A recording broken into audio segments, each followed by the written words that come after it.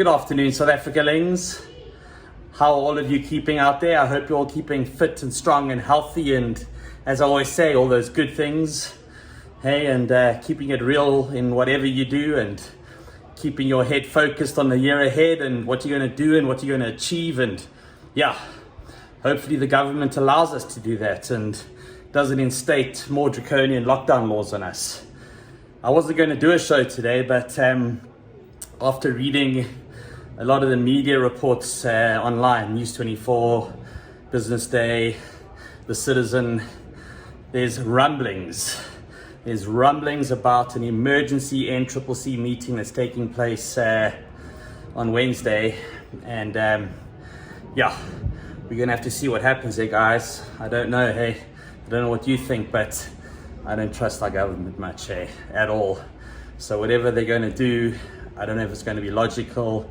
I don't know if it's going to make economical sense. Anyway, this is the Wayne G Show, and this is Real Talk Radio, where the talk is always real. Let's get back right into it. As I was saying, yeah, our government is about to have an emergency meeting. It was only meant to take place next week, but they've brought it forward. Cyril apparently has requested, sorry, I'm sweating, I'm on the bike here, but Cyril requested an emergency meeting, and yeah, I don't know how much further they can go, hey. Level 3 with extensions and a couple of improvisations and sub-clauses. They've already done that. Where to from there, hey? Where do we go from that kind of lockdown? I don't think we can go anywhere from that. I think that's about as far as it can go. I don't think they can institute any more laws that will save us from COVID and not ruin the economy. You know, what's the point, hey? What's the point of mitigating the spread of COVID and impoverishing half of the country, if not more? Hey, guys are going to be losing millions. People are going to be losing their jobs. People are going to be losing their livelihoods. We're going to be back in like it was in April 2020, except this time there's even less money to go around, and the government is broke, guys. The South African government is broke. They have borrowed money up to their heads, above their heads. There's no money left. There's absolutely nothing left in the bank. And now they want to lock us down again. Let's just hope that it doesn't happen. You know, yes, we're speculating, but we also know that the ANC's decisions are usually not in the best interest of the country. They've got a usual motive behind their decisions, and it's usually not the population's best interests, as you can see by their developments and all their plans that have failed, and the way they support the communities and uplift communities and even put toilets into schools. You know, there's no toilets in a lot of schools still. They use pit toilets. So yeah, don't buy that whole the government cares about you story, because they don't. There is an agenda, and it's not a conspiracy theory. It's not a story about people trying to override a system. It is what's happening, guys. This is not a conspiracy theory. Lockdowns are real. We've experienced them before. We're currently in one.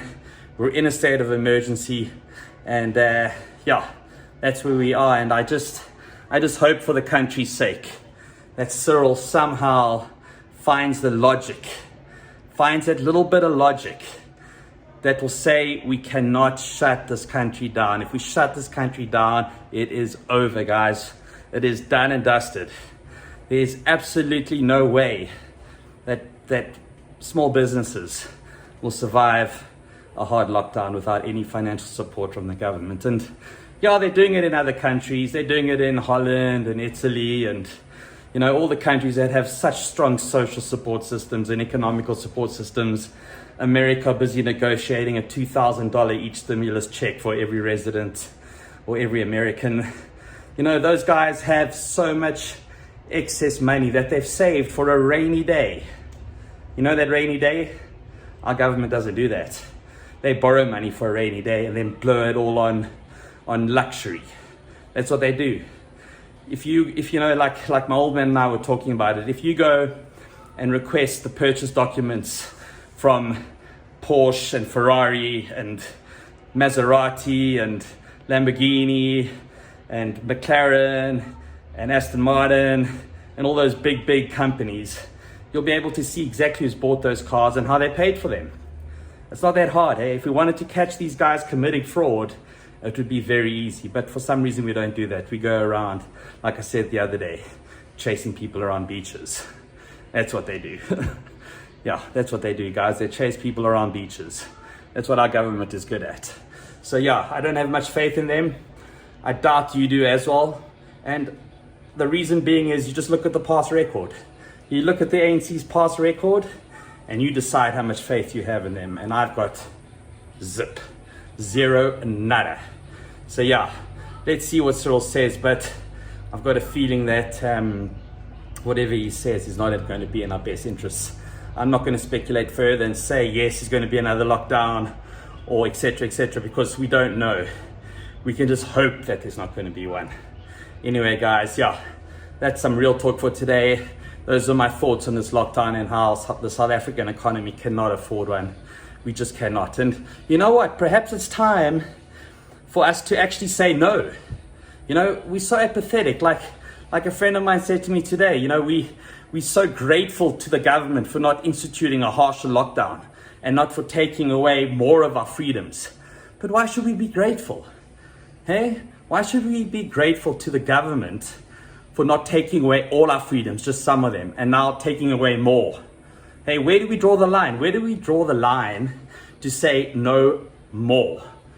No more messing with my ability to earn an income, to pay for my family, no more messing with my freedoms, and no more messing with our country and the people of our country, because this is going to affect everybody. And it's actually time that we realize that power is in numbers, and we've got the numbers in this country to stand up and say no more.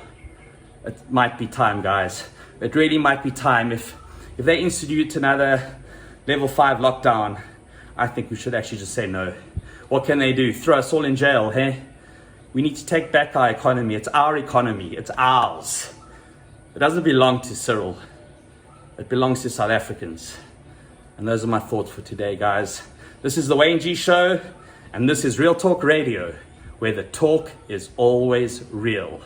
Peace and love.